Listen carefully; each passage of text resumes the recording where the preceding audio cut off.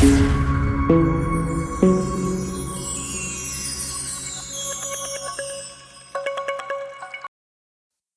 warriors, this is Dr. Santosh from मानस ऊर्जा Ayurveda.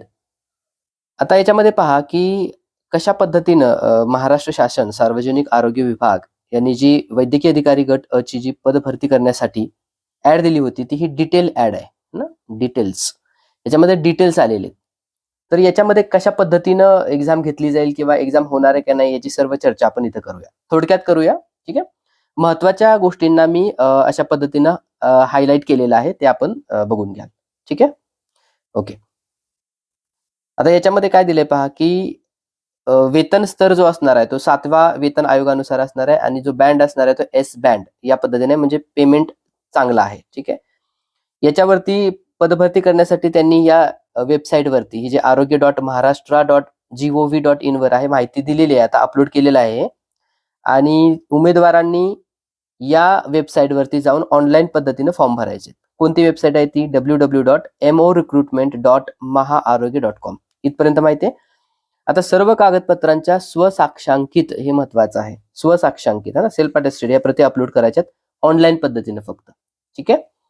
Okay. आता याच्यासाठी डॉक्युमेंट्स काय काय आहेत महत्वाचे पहिले बघा. एक तर आहे जन्म प्रमाणपत्र. जन्म ज्याच्यामध्ये मेन्शन असेल, मग आपल्याला माहिती आहे की शालांत परीक्षा जे उत्तीर्ण प्रमाणपत्र असतं त्याच्यामध्ये पण आपली बर्थ डेट असते. डोमासाईल प्रमाणपत्र हे खूप महत्वाचं आहे, महाराष्ट्र राज्याचा रहिवासी. भरपूर लोकांनी विचारलं की आउट ऑफ स्टेट करता येतं का, तर त्यांचं जर डोमासाईल असेल तर काही हरकत नाही, पण डोमासाईल हवं. आणि आरक्षणाचा लाभ घेण्यासाठी मात्र मूळ महाराष्ट्रीयनच पाहिजे. ठीक आहे. So domicile is must. त्याच्यानंतर जर राखीव प्रवर्ग असेल तर कास्ट आणि कास्ट व्हॅलिडिटी सर्टिफिकेट. त्याच्यानंतर ओबीसी वगैरे असेल तर त्यासाठी नॉन क्रिमिनल सर्टिफिकेट आहेच. खुल्या प्रवर्गातील महिलांसाठी जे आरक्षण आहे त्याच्यासाठी जो हा महिला व बालविकास विभागाचा GR आहे त्याच्या पद्धतीच्या ज्या तरतुदी आहेत त्या त्यांना लागू राहतील. इंटर्नशिप कंप्लीट केल्याचं महत्वाचं प्रमाणपत्र आहे. इंटर्नशिप कधी कंप्लीट केली पाहिजे, तर 31 जानेवारी 2024 याच्या पूर्वी पाहिजे, त्या दिवशी किंवा त्यापूर्वी. म्हणजे 31 जानेवारी 2024 पूर्वी जर तुमची इंटर्नशिप कंप्लीट होत असेल तरच तुम्ही इलिजिबल आहात याच्यासाठी. थोडक्यात 31 जानेवारी 2024. ठीक आहे. ओके. त्याबरोबर इंटर्नशिप सर्टिफिकेट बरोबर ती हे MMC किंवा NMCचं रजिस्टर सर्टिफिकेट पाहिजे, रजिस्ट्रेशन, किंवा त्याची एक रिन्युअल केलेली रिसीट पाहिजे. ठीक आहे. थोडक्यात नोंदणी प्रमाणपत्र महत्वाचं आहे. आता अनुभव प्रमाणपत्र पण दिलेलं आहे. आता ह्या अनुभवाला पण नंतर त्यांनी 5 गुण दिलेले आहेत मॅक्झिमम. ते काय आहेत आपण खाली बघूया. कसं अनुभवपत्र असेल किंवा कसं ग्राह्य गुण धरतील ते. पासपोर्ट साईजचा फोटो वगैरे हे झालंच स्वतःचे. त्याच्यानंतर स्वसाक्षरीचा नमुना, जे आपल्या ह्याच्यामध्ये जी तुमची साईन असेल ती. आधार कार्ड हे मस्ट आहे. ठीक. परदेशातून जर एखाद्याने MBBS पदवी घेतली असेल तर त्यांच्यासाठी जी NBE गुणपत्रिका असते ती अपलोड करायची. वैद्यकीय हे खूप महत्वाचं, याला 4 वेळा स्टार करा कारण हे गरजेचं आहे. वैद्यकीय पदवीच्या म्हणजे तुमची जी पण काही लोकांची आता 3 वर्षांची 3 वर्ष आपल्याला आहे, जसं दीड करून 5.5 होतात. काही लोकांना 1 आणि शेवटचं वर्ष 1.5 असं पण होते. सो इन्क्लुडिंग अशा पद्धतीचे 3 वर्ष किंवा 4 वर्षाच्या ज्या काही डिग्री होती आपली त्याच्या ज्या गुणपत्रिका आहेत त्या महत्वाच्या आहेत, सर्व वर्षांच्या गुणपत्रिका. आणि त्याच्याबरोबर जे पदवी झाली असेल तर त्याचं प्रमाणपत्र. म्हणजे थोडक्यात आपले ज्या पण एक्झाम्स दिल्या आपण त्याच्यासाठी जे काही लागत होतं गुणपत्रिका त्या सर्व इथं लागतील, कारण हे खूप महत्वाचं आहे. याच्यावरती बेस केले त्यांनी. दिव्यांगाचं प्रमाणपत्र ऑनलाईन सर्टिफिकेट जे मिळतं त्या पद्धतीने ते अपलोड करू शकतील जर असतील तर. त्याच्यानंतर आता हे आपल्यासाठी महत्वाचं की पद किती होती टोटल. आपण बघितले की BMS किंवा पदव्युत्तर पदवीसाठी एकूण 283 पद आहेत. हे महत्वाचं आहे. कशा पद्धतीने ते डिवाइड केलेले आहेत हे इथं दिलेलं आहे. आपण ते बघू शकता. आता सगळ्यात महत्वाच्या ज्या सूचना आहेत ना या त्या ह्या आहेत की प्राधान्य कशाला देणार आहेत, तर ते पदव्युत्तर पदविका किंवा पदवीधारक. पदव्युत्तर याच्यामध्ये पण एक क्रम असेल की विशेष प्राधान्याचा, तुमची जे विशेषज्ञ असतील त्याच्यानुसार, अस्थि विशेष उपचार तज्ञ असेल, बालरोग असेल, भिषक वगैरे, हे सर्व क्रम आहे. हा जस्ट क्रम आहे, पण बाकीच्या गोष्टी महत्वाच्या पुढे आहेत याच्यामध्ये. BMS अर्हता धारण करणाऱ्या वैद्यकीय अधिकारी गट अ, पदव्युत्तर पदविका आणि पदव्युत्तर पदवीधारक यांना विशेष प्राधान्य दिलं जाईल. आता यांनी सरळ सांगितलं की याच्यामध्ये आम्ही जे MD आयुर्वेद झालेले आहेत किंवा BMS च्या नंतर जे काही त्यांनी केलेलं असेल त्यांना आम्ही विशेष प्राधान्य देणार ना. विशेष प्राधान्य कोणाला, आणि त्याच्यानंतर BMS ला, म्हणजे MD किंवा BMS नंतर तुम्ही काही जर एक्स्ट्रा क्वालिफिकेशन केलं असेल, नाही डिप्लोमा केला असेल किंवा MD केला असेल तर त्यांना प्राधान्य देण्यात येणार आहे. ठीक आहे. ओके. हे जे नोटिफिकेशन मध्ये आलेलं आहे ऍड मध्ये तेच मी फक्त सांगतोय. त्याच्यानंतर मला काय याच्याविषयी वाटतं ते आपण बोलूया. ठीक आहे, किंवा काय करता येऊ शकतं. वेतन श्रेणी जी असेल ती S20 बँड आहे, चांगली आहे. वयोमर्यादा महत्वाची आहे की किमान म्हणजे मिनिमम आहे 18-19, अमागास असेल तर 18, मागासवर्गीय तर 19, म्हणजे 18-19 वर्षापासून स्टार्ट करायची. आणि मॅक्झिमम आहे ती महत्वाची आपल्यासाठी, अमागास आहेत त्यांच्यासाठी 38 म्हणजे जनरलसाठी, आणि 43 आहेत रिझर्वेशन ज्यांना आहेत त्यांच्यासाठी. खेळाडू असेल तर त्यांना 43 आहे, दोन्ही असतील मग ते राखीव किंवा अराखीव किंवा कास्ट असतील किंवा जनरल असतील दोघे. दिव्यांगासाठी मात्र 45 इयर दिले. महत्वाचं हे बघा की 38 वर्ष हे जनरलसाठी आहे मर्यादा, आणि 43 वर्ष ही रिझर्व्ह कॅटेगरीमध्ये आहेत त्यांच्यासाठी. लक्षात आले. सो 38 आणि 43 हे महत्वाचं आहे. शैक्षणिक अर्हतामध्ये काय काय दिले बघा त्यांनी. शुद्ध आयुर्वेद मधली पदवी किंवा BMS पदवी किंवा पदव्युत्तर पदविका किंवा पदव्युत्तर पदवी. थोडक्यात तुम्हाला पदवी हे मिनिमम आहे, मस्ट आहे. त्याच्यानंतर तुम्ही त्याचे डिप्लोमा त्याच्यानंतर पुढे केला असेल किंवा MD केला असेल तरी चालेल, पण डिग्री महत्वाची आहे.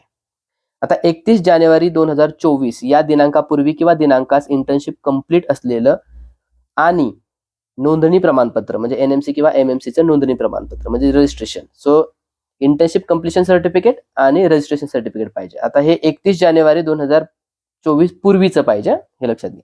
ठीक.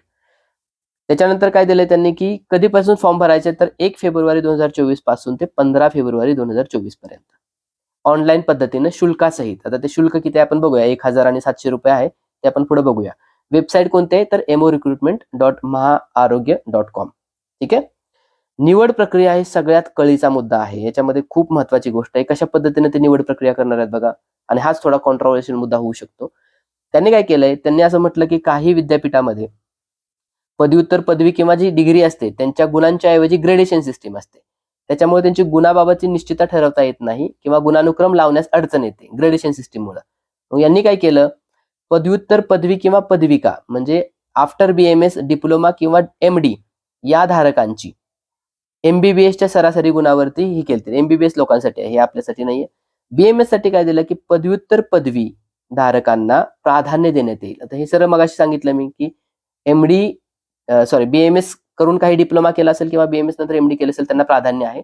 आणि यांची स्वतंत्र गुणवत्ता यादी हे खूप महत्वाचं BMSच्या सरासरी गुणावर प्रसिद्ध करण्यात येईल. म्हणजे यांची एक यादी तयार करण्यात जाईल आणि प्राधान्य कोणाला आहे, BMS नंतर ज्यांनी डिप्लोमा किंवा MD केलंय त्यांना.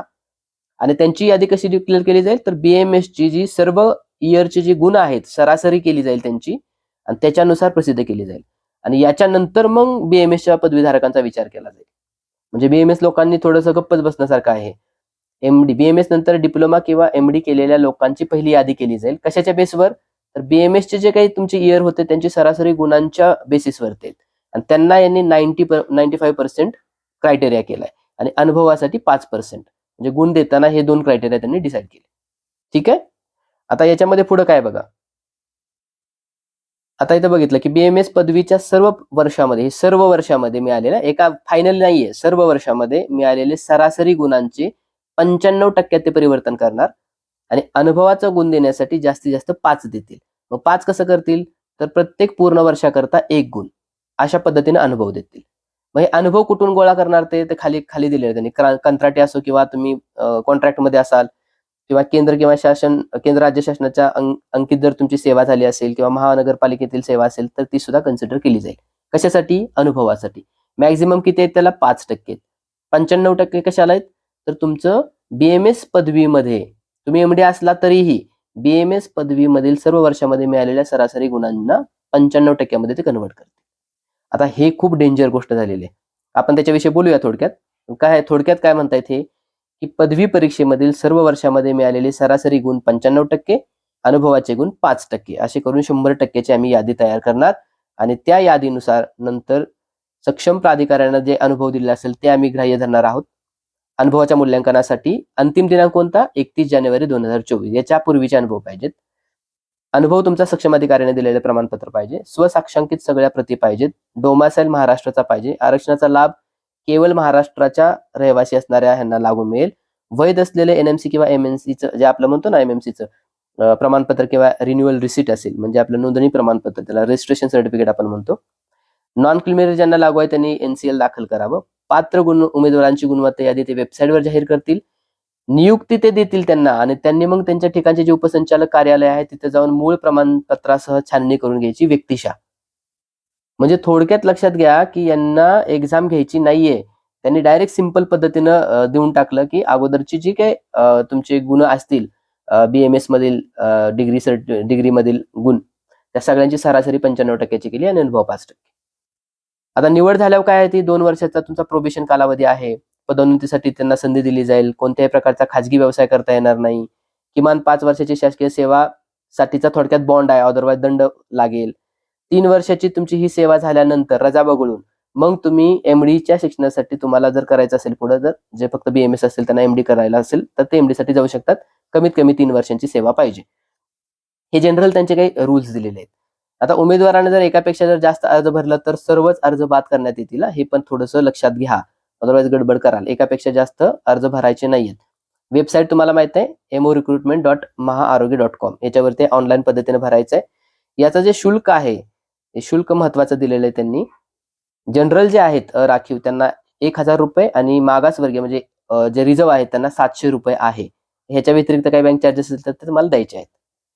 आता थोडक्यात सांगतो मला याच्याविषयी काय वाटतं की महत्वाचं काय केलं यांनी 2-3 गोष्टीमध्ये की एकतर ही एक्झाम घेताना माझं हे सगळे माझे पर्सनल ओपिनियन आहेत. ठीक आहे. एक जे लेवल प्लेइंग फील्ड असतं ना, लेवल प्लेइंग फील्ड ते इथं मेन्शन झालेलं दिसत नाहीये. म्हणजे काय की सर्वांना याच्यामध्ये समान संधी दिसून येत नाहीये. म्हणजे संधीचा अभाव आहे याच्यामध्ये. कारण ज्यांनी एक्झाम याच्या पूर्वी दिल्या आणि आता जे काही 4-5 वर्षापूर्वी मुलं देत आहेत त्या वर्षीची एक्झाम आणि आत्ताच्या एक्झाम्समध्ये खूप डिफरन्स आहे. या वर्षीच्या एक्झाम्स खूप टफ होत्या. त्याच्यामुळं डेफिनेटली आहे की त्या विद्यार्थ्यांना फर्स्ट इयर, सेकंड इयर किंवा थर्ड इयरमध्ये मार्क कमी आहेत. आणि आत्ताच्या ज्या एक्झाम्स आहेत त्या बऱ्यापैकी वेगवेगळ्या कारणांना त्याच्यामध्ये प्रत्येक वर्षी वेगळा पेपर येऊ शकतो. त्यामुळे त्यांचा जो काठिण्य पातळी आहे त्यानुसार त्यांचे मार्क्स वाढलेले असतात. मग अकॉर्डिंगली त्यांची सरासरीमध्ये जे 95% क्रायटेरिया आहे त्याच्यामध्ये ते जास्तच किंवा सरस ठरतील. म्हणजे ज्यांनी अगोदर एक्झाम दिल्या किंवा ज्यांचा पेपर टफ होता ज्या वर्षी त्यांना इथं नुकसान आहे. पहिला मुद्दा इथे लक्षात. दुसरा काय आहे की जर मुलांना माहिती असतं की हा क्रायटेरिया पकडला जातो एमओच्या एक्झामसाठी तर मुलांनी तेव्हा अभ्यास केला असता. काही मुलांनी फक्त पास करण्यापुरताच अभ्यास केलेला आहे. तर माझं हे मत आहे की बाबा ही संधी याच्यामध्ये जी देण्याची गोष्ट करतायत हे सगळ्यांसाठी समान नक्कीच नाहीये. हा बऱ्यापैकी एक इनजस्टिस टाईपचा प्रकार आहे. मला माझी रिक्वेस्ट राहील की जे काही बाकीच्या मुलांना ज्यांना एक्झाम्स द्यायचे कारण जनरली बघा तुम्ही 2010ला पहिल्यांदा एमओच्या जागा निघल्या होत्या त्याही फक्त 52च्या आसपास होत्या. ठीक आहे. आणि आत्ता 14 वर्षानंतर 2024ला जागा निघलेल्या आहेत. त्या आहेत 283. किती फरक आहे बघा. आता या 52 जागासाठी सुद्धा त्यांनी एक्झाम घेतली होती. मग या जागासाठी एक्झाम का नाहीये? इथं गडबड होऊन जाते. कारण याच्यामध्ये जर फक्त BMSच्या गुणांच्या आधारेच जर एक्झाम घ्यायची होती किंवा रिक्रुटमेंट करायचं असेल तर ह्या ज्या परमनंट पोस्ट आहेत. आपल्यामध्ये संविधानामध्ये 16वं जे कलम सांगतं आपला जो फंडामेंटल राईट आहे की गव्हर्नमेंटच्या एम्प्लॉयमध्ये जे समान संधी देण्याचं जे वचन आहे ते इथं कुठे आहे? समान संधी नाहीये ही. तुम्ही अगोदरच एखादा क्रायटेरिया फिक्स केलेला आहे आणि त्या लोकांना संधी दिल्यासारखं आहे. मी ज्यांना मार्क जास्त आहेत त्यांच्या अपोज नाहीये. कारण मी तर सगळीकडे टॉपर होतो. है ना. मी जर फॉर्म जर भरला आता तर मी फर्स्ट रँक राहील. मुद्दा तो नाहीये. मुद्दा हा आहे की ज्यांनी एक्झाममध्ये मार्क्स ज्यांना कमी आहेत तो क्रायटेरिया नवीन येणाऱ्या नोकरीमध्ये संधीमध्ये कशाला वापरावा थोडक्यात. एक्झाम घेण्यासाठी काय अडचण आहे का? एखादा लेव्हल प्लेइंग फील्ड जे म्हणतो ना आपण लेव्हल प्लेइंग फील्ड म्हणजे काय सर्वांना समान संधी बाबा. ऍटलीस्ट एक 200 मार्काची एक्झाम घेतली MCQ टाईपमध्ये त्याच्यानंतर तुम्ही करा. ठीक आहे. अर्धांची संख्या जास्त येणारच आहे.